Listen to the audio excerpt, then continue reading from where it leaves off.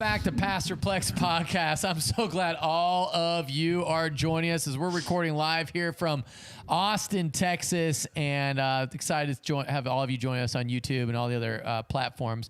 Joining me this afternoon in studio is none other than the very sweet mother of four, Mrs. Adrienne Plek. Welcome back to the show. Thank you. It's good to have you. How are you feeling right now?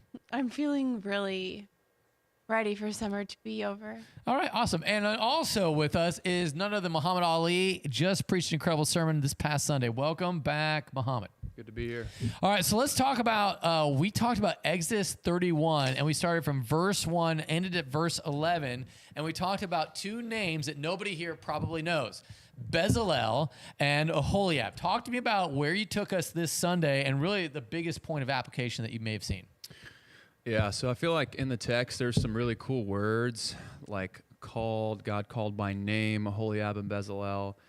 They're filled with the Spirit of God, which is the first time in the Old Testament that it says that about somebody.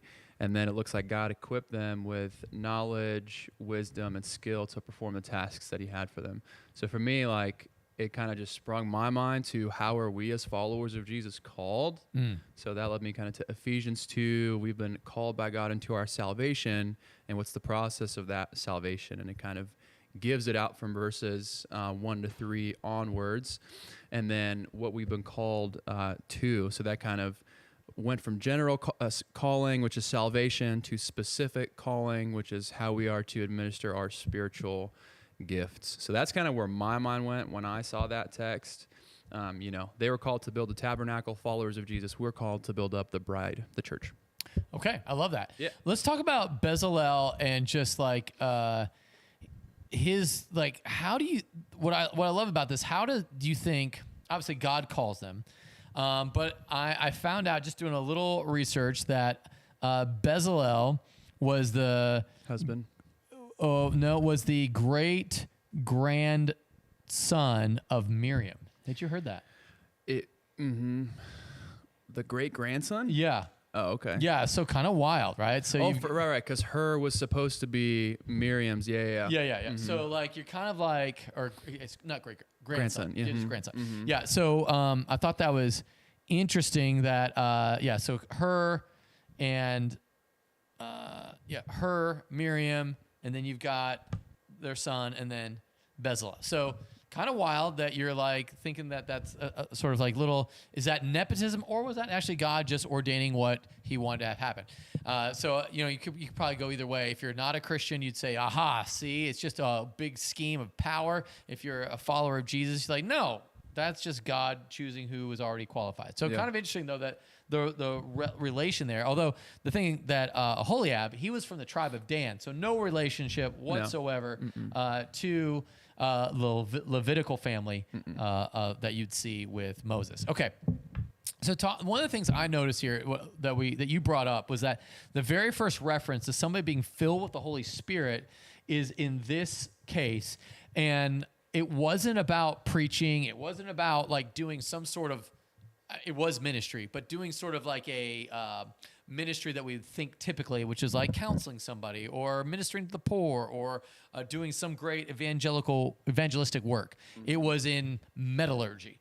So I found that personally inspiring, because I know there's a lot of people who don't consider themselves like, I'm not one of those people who reads the Bible all the time, or is like, I just want to live for the Lord. And I think there's a real blessing in that and a calling for that. Do you want to talk a little bit about like people's calling, even as in a what you might deem a secular work that actually goes to glorify God? Yeah, I mean, it says that for everything that we do, whether we eat or we drink, and I think the whole point that Paul is trying to make there is due to all to the glory of God, is everything that you do exhaustively is either spirit-filled or it's not. We either walk in the Spirit or we don't. So I think it's a great example of just like whatever your day-to-day looks like, whether it's in the office or at the house or in the gym, you're either doing it filled with the Spirit, the way that Aholiab and Bezalel are supposed to be, or you're not. Right. So that's just what I see in like walk with the Spirit, keep in step with the Spirit. So you're either doing it by the power of the Spirit or by the power of the flesh. It doesn't sound like the Christian can walk in a neutral middle ground. Right. It's only the flesh or the Spirit, it sounds like to me. Yeah, I agree with that. Adrian, I don't know if you remember this part of our marriage, which I'm sure this was like the most blissful time, but there may have been something I may have said which may have sounded like I'm doing real ministry, you are just having a job. That was probably not a good moment for me in my Christian life. When you were teaching and you were exhausted and I was like, I'm doing real ministry, you need to support me. And like, you know, your little day job needs to take second place, because I kind of diminished in that moment your incredible role of ministering to kids in middle school, high school. So let's just go back to that. Maybe this is a good marriage counseling Maybe a moment for me. bad time for that. Yeah. So let's talk about like how you really viewed your role as a teacher, as an educator, like in a secular environment, as an incredible way for the gospel to be shared. In fact, we got to share the gospel to your students quite a few times, and it was powerful. I thought it was really an incredible opportunity. So talk to us just roughly about that. So for me, I had always wanted to be married, and I wasn't married. And so I was like, when it was time for me to major and then go get a job, I cared a lot about having a job that felt like a ministry, that felt like something that I could potentially do someday with kids, as a mom, if I needed to. That was my whole basis for teaching. And honestly, I never really thought I would be a career person. I just didn't really know. I didn't understand the corporate world at all. My dad was a CPA, which I knew I didn't want anything like that. And so I was like, that was the only career I'd really ever been close to and seen. And so because of that, I think in my mind, I desired to have a ministry of literally like raising my own kids, like kind of doing what I saw my mom do. I think that was kind of my only picture, really, that I was close to and saw. And I did desire that. And I think my mom was a teacher before she had me, and I came from a long line of educators. And so that seemed like a great way to have a ministry, but also something conducive for a family life, which is what I really wanted. And I also did desire to do full-time ministry. I think I've thought about this a lot recently, but I really do think my upbringing in the youth group growing up really did kind of tie me to a place where I wanted to marry someone in ministry. I would have been fine had I not, but that was something I hoped would happen. Right. And so all this to say, I had picked a career because it felt like a ministry to me. I picked a job that more than anything was a ministry. And it absolutely was. Like it was being a teacher is unbelievable. You have such a perspective. You're with these kids every single day. For many kids, I was there, like school is their only source of stability and consistency. But even within that, there's certain class periods and certain teachers that will offer more consistency than others. And you really do have the power to create an environment as a teacher, especially in high school. Because I mean, these kids are with you for like 90 minutes and you can really create an environment in those 90 minutes. And so it was a huge ministry, and I had kids. Teachers are always assigned when you're on your off duty time, you like half of your off period was supposed to be spent like working a hall monitor position or a cafeteria position, like different. And so I had this hallway that was like far away from the classroom that I taught in. So a lot of my students would be like in classes on the other side of the school building when I was in my hall duty spot. And they would just come find me and like talk to me. I guess they had gotten permission to go to the bathroom or something, and they would come and they would sit and they would talk and they would share things with me. And sometimes kids would come early. I never stayed after school. That was never something I did. So I never talked with kids after school, but it was like, there was just so much relationship, so much ministry. And then you show up at their sporting events or their plays. And it's like you engage on a level that like, I feel like I had more influence on lives there than I actually ever have felt in ministry, because I was at this place where I was in their actual day-to-day life. Right. And I was seeing everything and getting to speak into their strengths, their weaknesses, their being a place for them to come when they had just had I had a couple boys that came to my classroom at 7:30 a.m. straight out of juvenile jail that morning. And it's like the opportunity that you have to connect and to like inspire them and kind of call them to a higher standard. That's like, you just don't get opportunities like that, I don't think, without being in a career where they're coming to you anyway. Right. So I know teaching is really specific and special. it is. It's such a It is. It's like a niche thing that only a few people can really engage in. But I think to your point, you're rubbing shoulders against people day in, day out. And I think that you're able to really, because it's not just the students that you had an impact on. You had impact on your fellow teachers. I did. That's a good point. I did. And because part of it though, it's like it's almost like what happens on a mission trip. It's kind of similar, a teaching job, because it's like everyone's there. Well, I know that like after leaving the teaching world, I found out the reputation that teachers have is kind of this like, you can't do anything else. You're teaching it.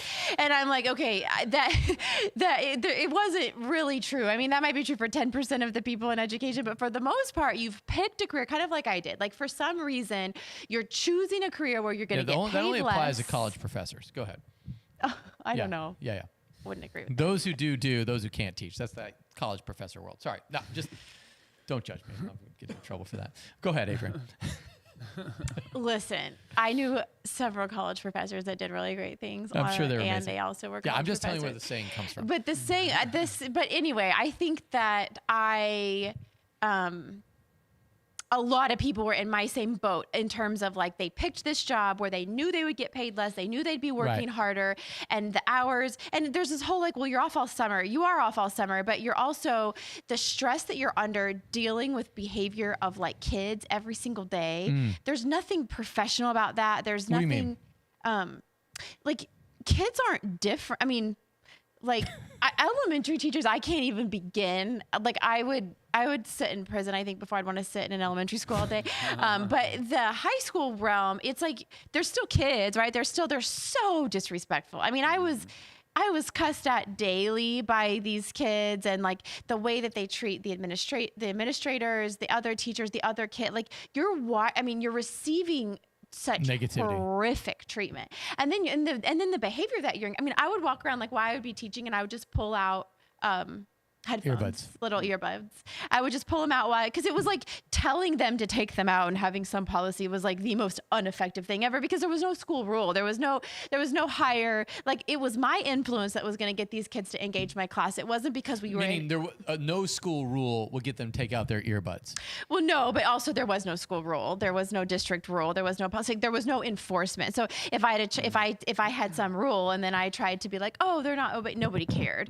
And so it's like it's your influence that's going to get your students to engage your content. It's really nothing else. And so obviously if I'm pulling out earbuds, my influence is only going so far, but it would work in terms of like I think they would feel embarrassed enough, and they would sit and they would engage for the rest of class. And so there was like, I think a lot of teachers were in that category. Like they wanted to make a difference. They were taking a job that was so challenging, emotionally, mentally, physically. I mean, I never sat down. Like my last year of teaching, I kind of learned how to like sit on the stool and like maintain control. But like my first 3 years, if I wasn't walking aisles, I didn't have control of my classroom.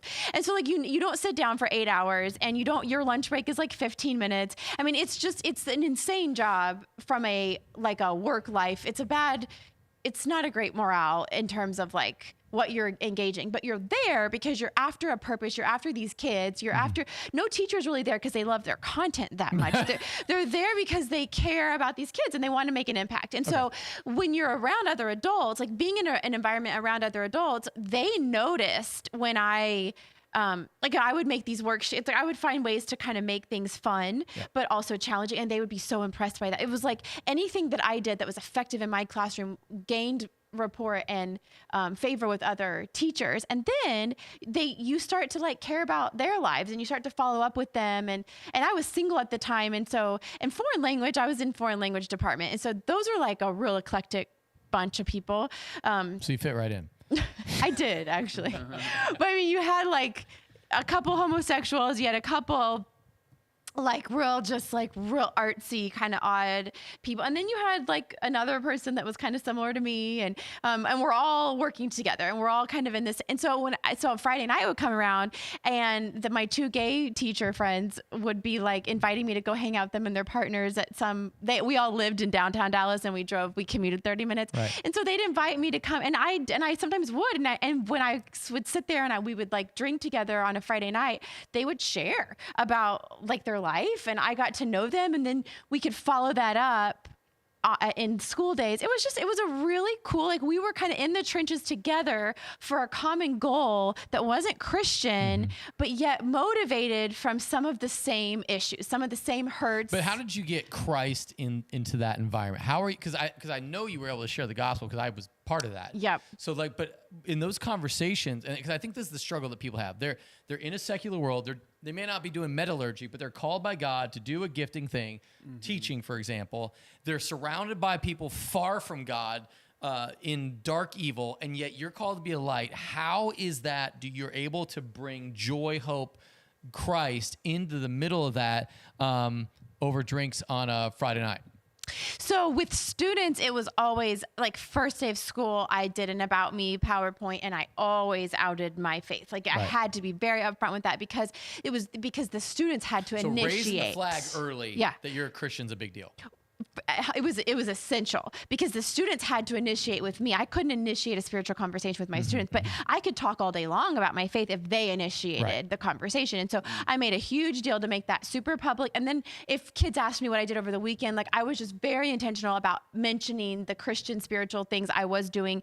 And it worked. Like kids would come, and even if they didn't have faith or even if they didn't care about my Christianity, it was like they knew that I therefore cared, and that they were drawn to wanting. And they wanted to be like, hey, I saw a Christian show or a Christian. No. They would just come tell me like about the abuse they were getting from their mom. Gosh. Okay, it was kind of like they were.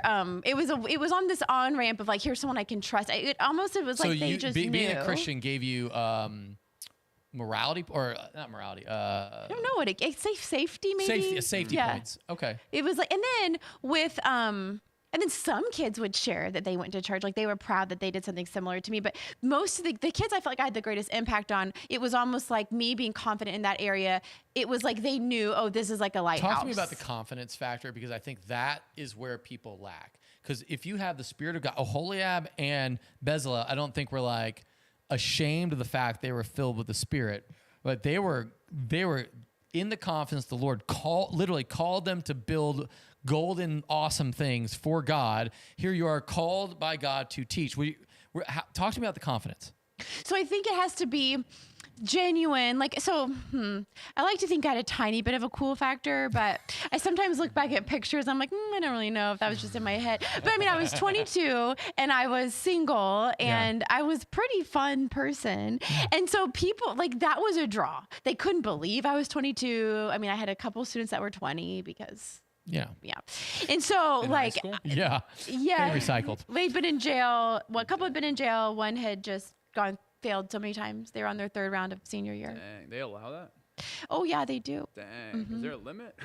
Most people drop out at 18 if they're in that category. But you had that 20-year-old said like, I can make more money than you. Yeah, he dropped the day before he dropped out. He came and said bye to me, and he said, he would just ask me if I knew how much he could make selling drugs. And I said, I don't know. And he said, well, it's more than you make. And I was like, I don't doubt that.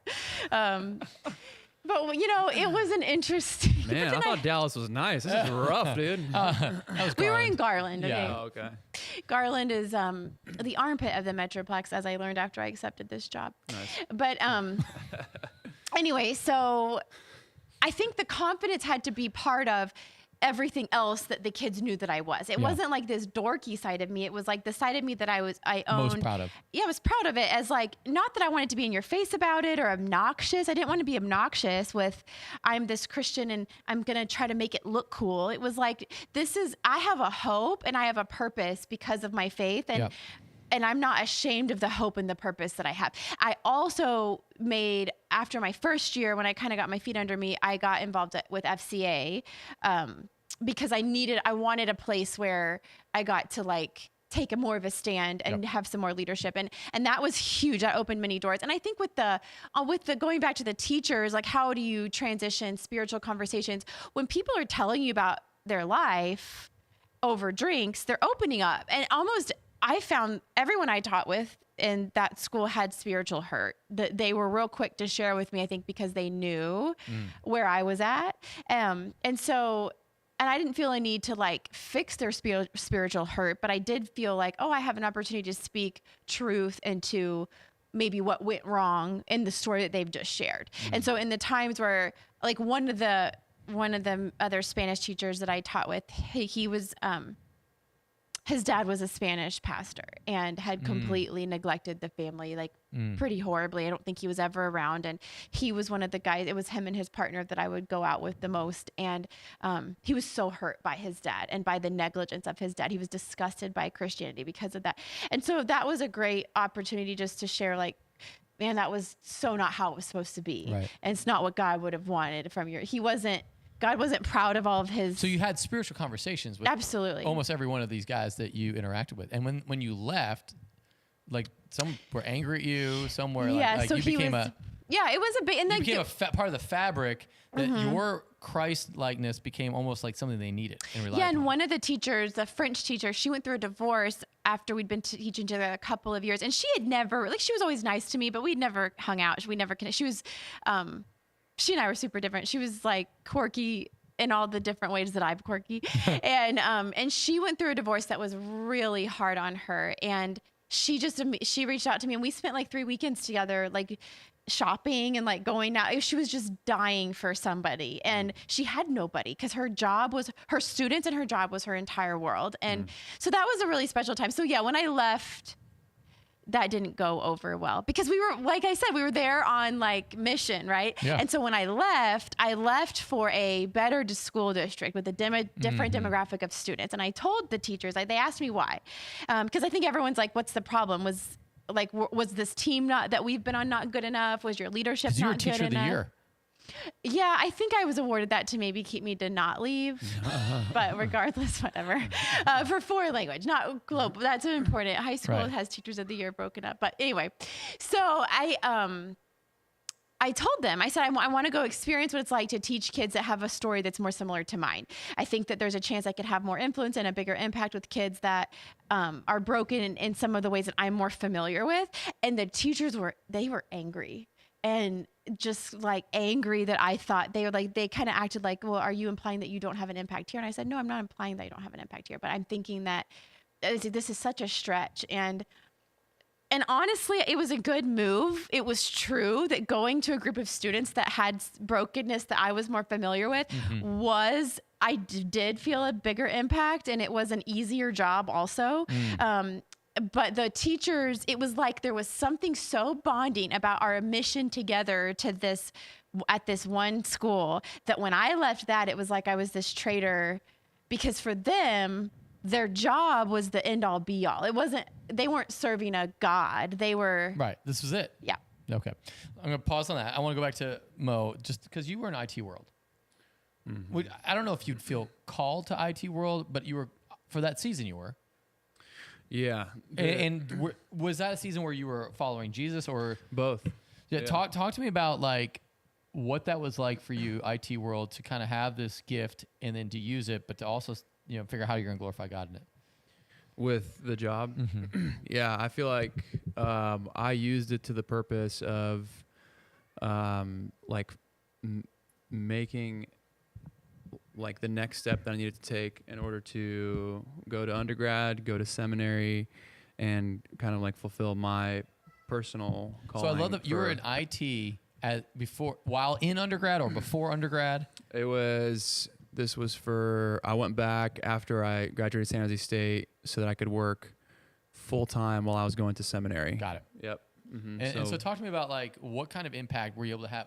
Was it working remote? I'm sure California was No, better. it was not. This was because I didn't want to go back into higher level IT stuff. I was just doing like some actual like hardware stuff, so it couldn't be remote. Like so cabling and that kind of stuff? managing, and then primarily working with like phones and laptops and stuff like that. So when you had interactions with people, with like coworkers alongside you, that you were able to. No, I was by myself. I was by myself in a van, which was awesome. Okay, so that was like where you're just like listening to sermons all day and listening to sermons all day, and literally because I was like, "Hey, boss, like I don't have much work. Like people are freaked out. They don't really want me to come in." And he's like, "We need you to stay on the clock because we don't know what's gonna come up, and we can't afford right now to hire anybody else or to do whatever. So just go find something to do." And I was literally like, Yeah, I'm gonna go write all my papers and read all my books. So it was insane. It was awesome. That is Yeah. wild. Yep. Okay. Yeah. So for me, when I was in the Army, I lived in the era where, I was a platoon leader, and I'd have soldiers, and I would share Christ pretty openly. I just didn't care. I was like, I was in the government, but it's kind of like when you were in Garland, did they really care if you shared the gospel? Probably not. No, because when you're with like, what's the right way to put that? Well, when they just had way bigger fish to fry. Yeah, when no one is dying, like, or when people are like the fights I watched that were on like video for your school, I was like, you sharing the gospel is the least of their worries. They're trying to keep, this girl from beating down this other girl. And I was like, okay. So that's kind of how it was in 82nd Airborne Division. Like, they were not so much worried about me sharing the gospel. They were more worried about paratroopers showing up dead because they got drunk and, like, got in a car accident. That was sort of like the reality there. And so, so guys would be like going to the strip club for meetings, like, hey, we're gonna get, hey, we're having a platoon meeting will be at like, Legs and Eggs place, whatever. And, military bases are generally places where all like a slew of strip clubs are. So that was just sort of what you would do. And so of course I would not take part in that. That was not my thing, but I'd always like sort of, be involved with those guys' lives. In fact, one of the primary instigators of like the strip club meeting time was a guy that came to faith like during my time as an officer there. And then and he was actually in the platoon of Rob. I've told the story of Rob probably a bazillion times. Like, Rob would he was a platoon leader at the strip club before he was a Christian, and like whatever, he didn't care. And this one sergeant would be like, yeah, we're just highlighting how dark and wicked. And he'd tell us a story like, yeah, me and my friend, we decided to go halvesies on a kid. And then after we had the kid, we said, we probably should get married. That's probably a good thing for just so like that was sort of the wild thought. And so when I was a sort of like by the book Christian, as much as one could be back then, my life, I'm looking at it now, is probably a train wreck. But in most things, I was uniquely different, and people respected that.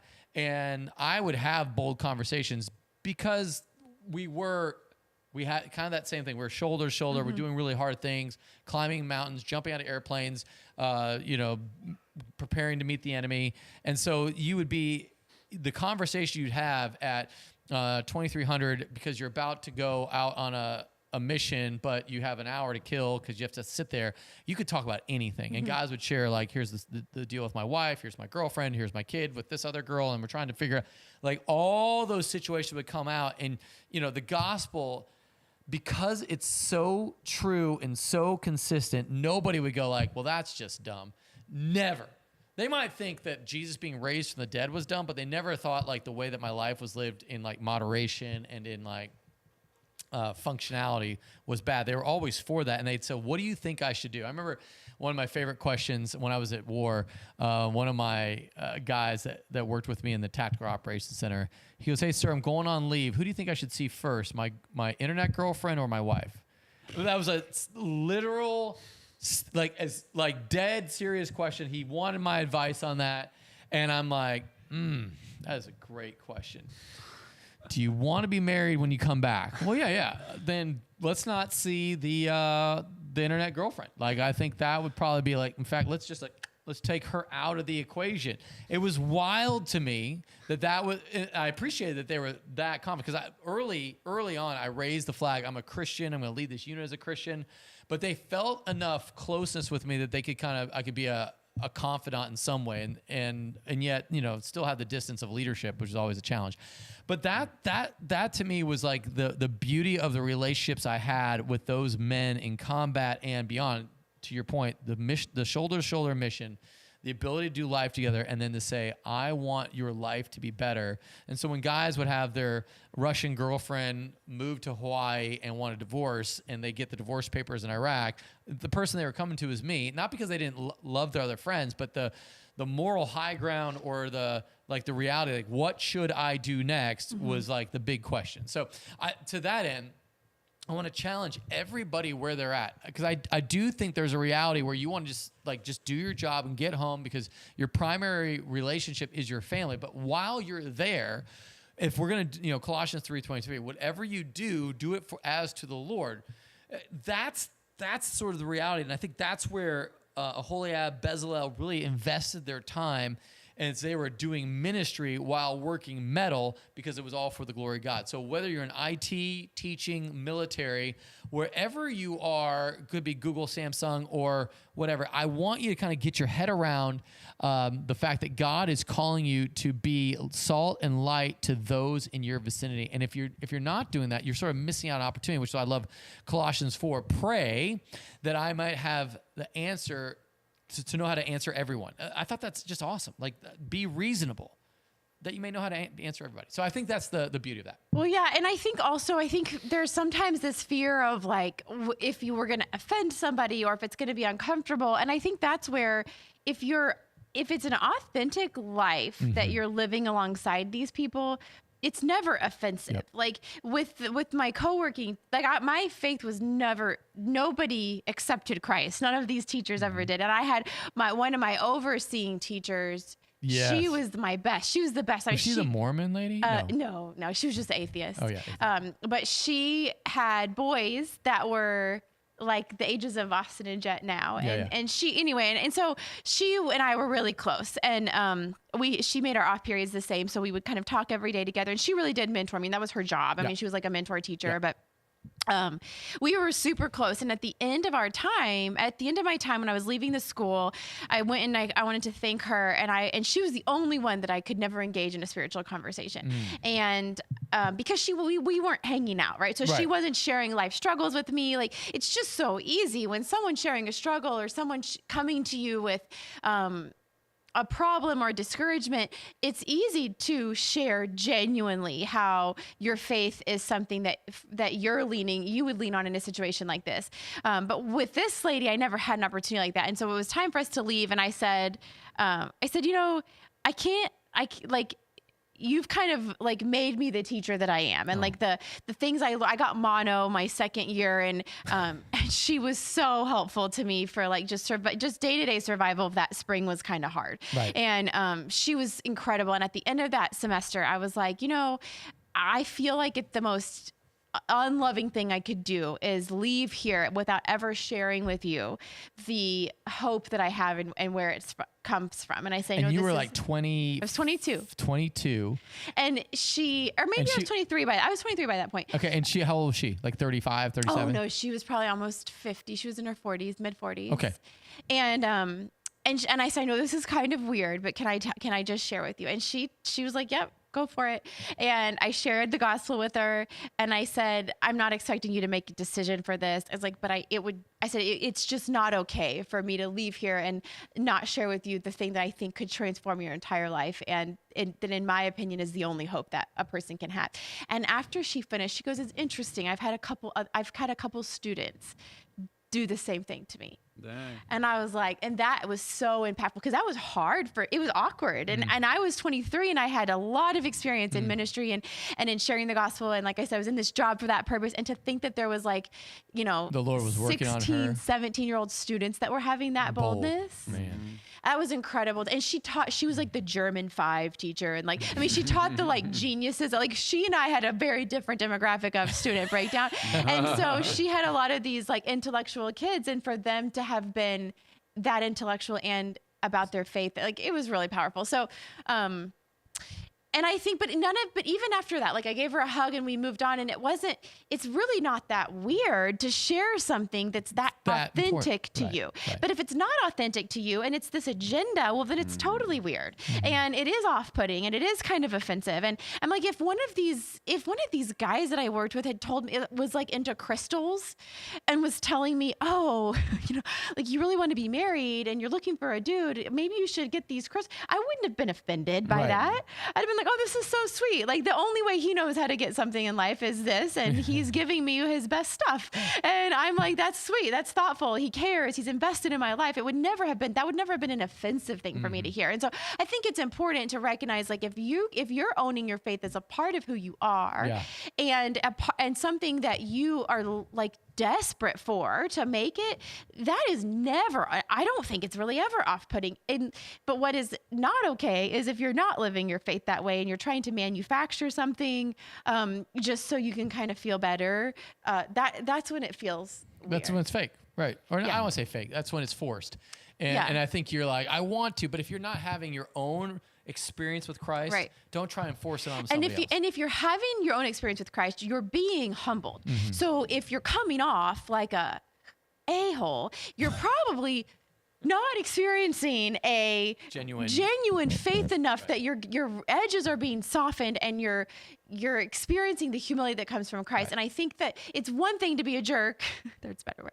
It's another thing to be a jerk to the people that we love the most, right? It's really hard to act humbly sometimes in those. But if you're with a lost person and you're coming off like you're just this total jerk that has all the answers and your faith is the only way, well, that's like, to me, that's indicative of something not happening. Sure. Inside. But I think you can still say my faith is the only way and still come off very genuine and loving. Because that was what, and the fun thing for my style was very bantery and teasing with men. That's just probably, you can get away with that. Probably not so much with women, but it was a very playful experience where they knew where I stood. And when it hit the fan, they knew where to come. Right. And so that to me is where I had the opportunity to share the gospel over and over and over and over again with those who were above, below, whatever, hierarchy-wise with me, because we developed genuine relationships and we talked about spiritual things, even if it was in sort of fun banter.